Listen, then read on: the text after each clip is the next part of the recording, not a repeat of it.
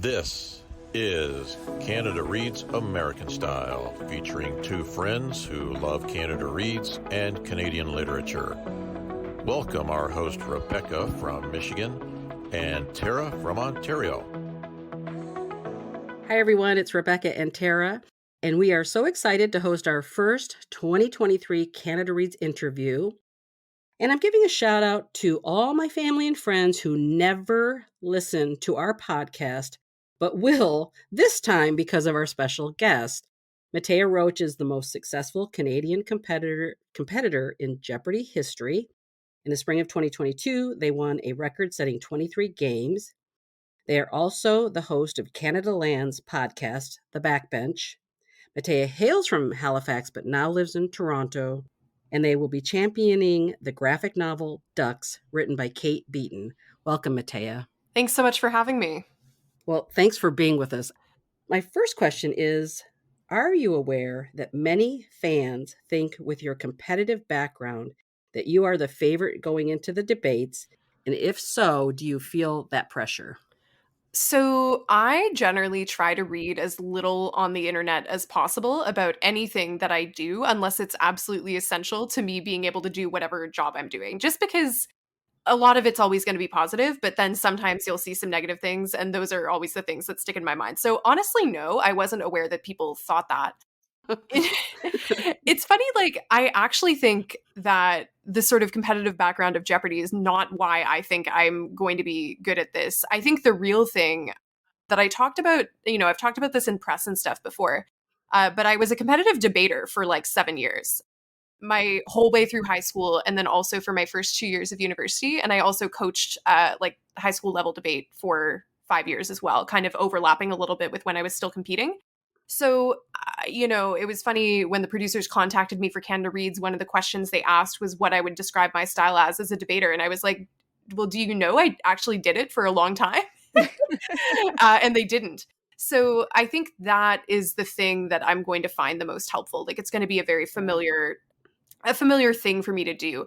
In terms of pressure, I mean, I think I want to make sure that I do Kate and her work proud.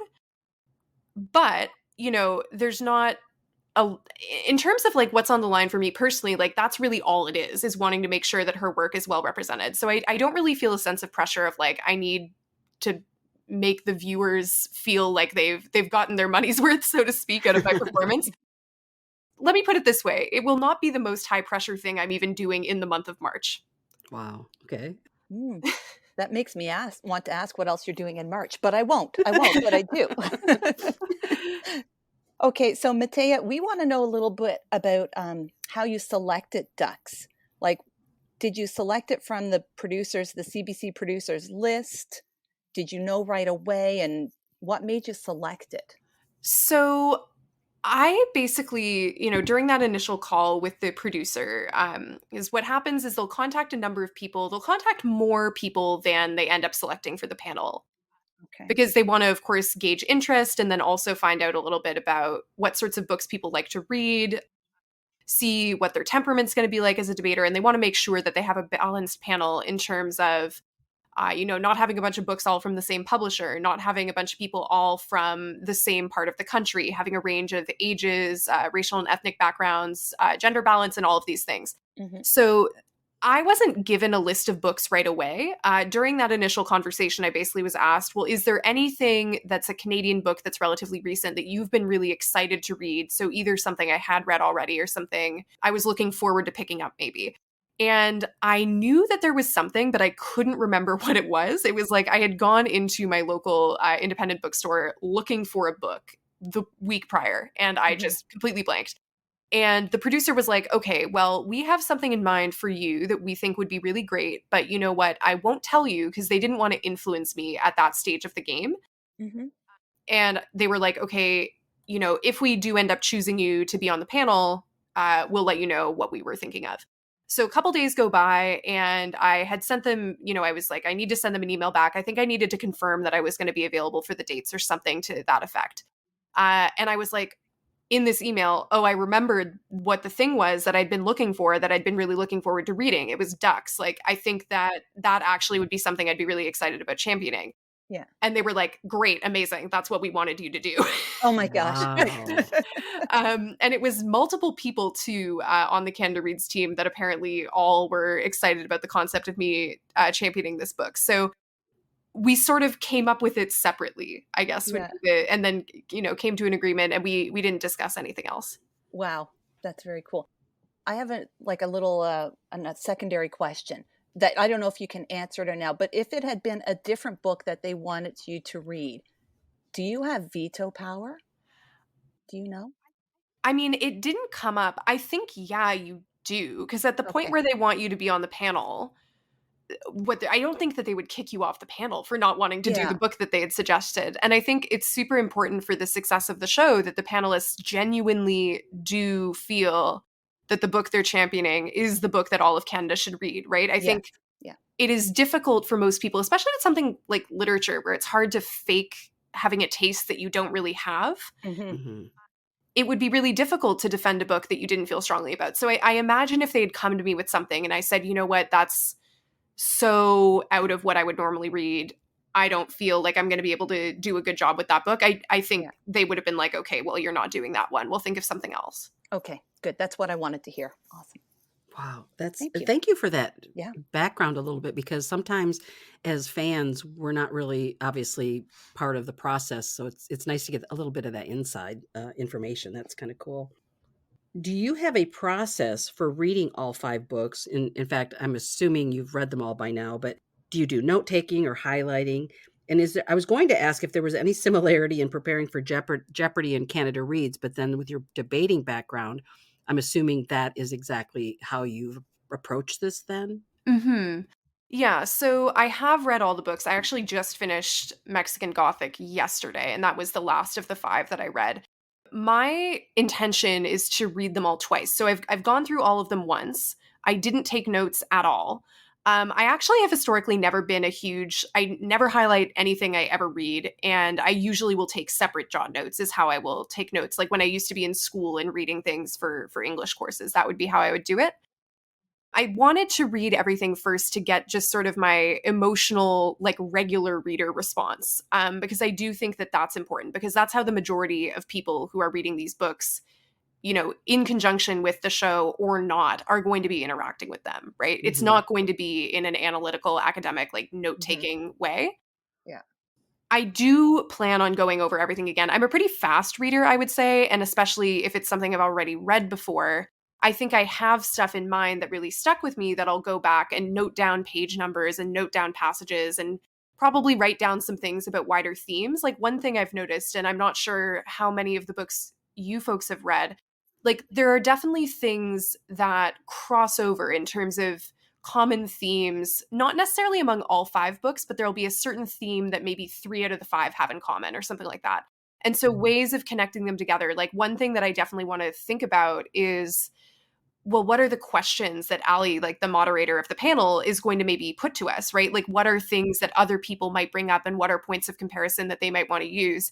So, yeah, a lot of my preparation, I think, will really draw from the sort of debatery way of thinking about things where you want to predict almost as much as you can before you go into a debate what other people might say and how you might respond to that. Whereas preparing for Jeopardy is very much like, it's also strategic, but it's just a very different kind of activity, right? You're not speaking in full sentences on Jeopardy, except during the little interview portion, right? Wow, thank you. Yeah, that's really interesting because, especially with your background, you're probably approaching it unlike most people would because you've got that background. So that's really fascinating. Yeah, like one thing I'm curious about, because I am not somebody who typically takes notes in full sentences ever for any situation. Like I would think I was saying to my dad recently, like the threshold at which I'm going to start writing notes in full sentences if you want to get me to talk is probably if you want me to give a 15-minute speech or longer, like then I will write things down verbatim. But most of the time I'm most comfortable having sort of a rougher jot note version of things. And then that gives you this sort of freedom and flexibility to be spontaneous and to be truly responsive and engaged with what other people are saying. And I will admit, like, I have not been a big Canada Reads listener or watcher before. I think mainly I stopped listening to the radio when I no longer was living with my parents, and like now I don't drive anywhere anymore, right? So I just like never have the radio on. And so I can't say with authority that this is true, but in the clips that I've watched, I do feel as though, especially in things like opening statements, people will be reading off of, Yeah. Yeah. I've written my 1 minute thing. And for the Q interviews that we did, definitely some of the other panelists had written, okay, here's my 30-second pitch. And I did not do that because I actually find it to be kind of encumbering. So it'll be interesting to see whether those differences manifest themselves in this group of panelists, because I don't know the other panelists super, super well yet. They all seem great. They all seem really sharp, but I don't know them well enough to truly know what their communication style is and how they're going to prepare. Okay, I have to ask, are you saying that your 1 minute, because I listened to everybody's 1 minute pitch, that was not written, that was you just speaking extemporaneously? Yeah, I didn't have notes. I had thought about what I was going to say, but I did not have written notes because it's so short. I thought if I have something on paper, I'm going to be speaking slower and it's going to make me sound worse, if anything. When we did our podcast where we made our predictions, Tara and I made our predictions, my prediction was you winning with ducks. And one of the reasons I said is because you so beautifully and so succinctly in 1 minute gave a pitch perfect statement about why that book should win. I'm not kidding you. So that's amazing to me that you didn't write it down, that was just how you felt about it. So, wow. Okay. Yeah, I'm really looking forward to watching you now, Mattea. Like, knowing this, I'm like, I cannot wait to watch you. Okay, so now in addition to the debate, there comes the votes each show. Are you going in, do you think, with a plan? Obviously, you want your book to win, but are you going to go in with a plan with what you want it voted off first? Obviously, don't tell us. Or do you think you'll just kind of go with the moment and maybe be swayed by other people's debate? I think I don't know. I can't really Survivor style game it out before we start, right? Because I think a lot of the strategy of it is going to depend on what other people say, right? So if the tone, if I wanted to be really strategic about it, I know in the past there's been talk of, oh, do you vote the strong competitors off first or something? Like it's Survivor, like it's the weakest link or something like that. And if that's how people are going to play it, I feel like you do really need to read the mood in the room to think of, well, what are other people going to do? Maybe that won't be the mood, though. Maybe it'll be a situation where it really is a matter of whoever gives kind of the weakest case is getting voted off that day. So I think that it would be foolish of me, I think, to go in and not be willing to be swayed by what the other panelists say. First of all, because I think if I go in with a predetermined, like, okay, here's the order that I want things voted off in, like that kind of implies that I'm not really listening to the other panelists. Yeah. And I think that the listening portion of things, like that's what I said to the producer when they asked about what sort of is your style of debate. And I didn't give an answer of like, well, when I was doing university debating, I did this. Because of course, if you're doing it in like a regular conversational environment, you're not going to do some of the strategic ticks that competitive debaters would have. But the one thing I did say is like listening is the most crucial skill to have as a debater, because if you don't know what your opponents are actually saying, you are not going to be able to respond effectively to what they're saying, right? It's that sort of like adaptability. So I think from that standpoint, like I want to listen and therefore retain the capacity to be swayed. And also if I'm thinking about it purely strategically and not about like, what is the meaning of debating? You've got to read the room. You've got to read what other people seem like they're going to do.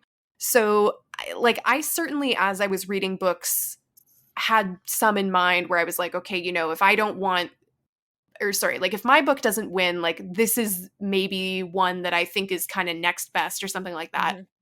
And this one, I don't really know how I feel about that so much. I will say there were no books that I didn't enjoy reading. Like I enjoyed reading all of them, which was a nice surprise, to be honest, because some of them were not things I would have ever picked up normally. But yeah, like there's certainly one or two that I might, if I have to get the knives out, there might be one or two that I want to comfort first. But yeah, I think a lot of it is going to be being responsive to what the other panelists say and do. All right. Well, we have our last question, and I'm actually throwing this out at you because you and I, when we exchanged just a couple of messages here and there, I mentioned about there is a recording during the show in which the authors tell the defenders what they will give them if they win. And I just wondered, is there something you would love to have from Kate? That's a great question. You know what would be really cool that actually just occurred to me right now is I'm really in need of things to hang up around my house. Like I'm looking around and I have too many bare walls. And I think it'd be very cool to have maybe like a lot of times graphic novel artists or comic artists will have sort of original panels of like things that they've drawn for books. And I know if you go on like Alison Bechdel's website, I'm pretty sure she sells for a pretty penny sort of some of the original illustrations from Fun Home. So I feel like having something of that from Kate would be the coolest. And then I could like frame it and have it in my house. Because that's like a one of a kind item. So it's a big ask, but that's the only thing that comes to mind. I think it's a great ask. When I saw the question, I was like, I would ask Kate Beaton for like a little cartoon of you, like get her to do a little Mattea in a panel. That would be super cool. But the original from Ducks, an original panel from Ducks would actually. Yeah, and then I could hang it in my house and it'd be like a cool thing to have around. That's a super great answer. I love that. So, well, Mattea, we just really want to wish you absolutely the best. We are so excited. We think there are 5 great books, 5 great defenders. We cannot wait to watch, and we wish you great success.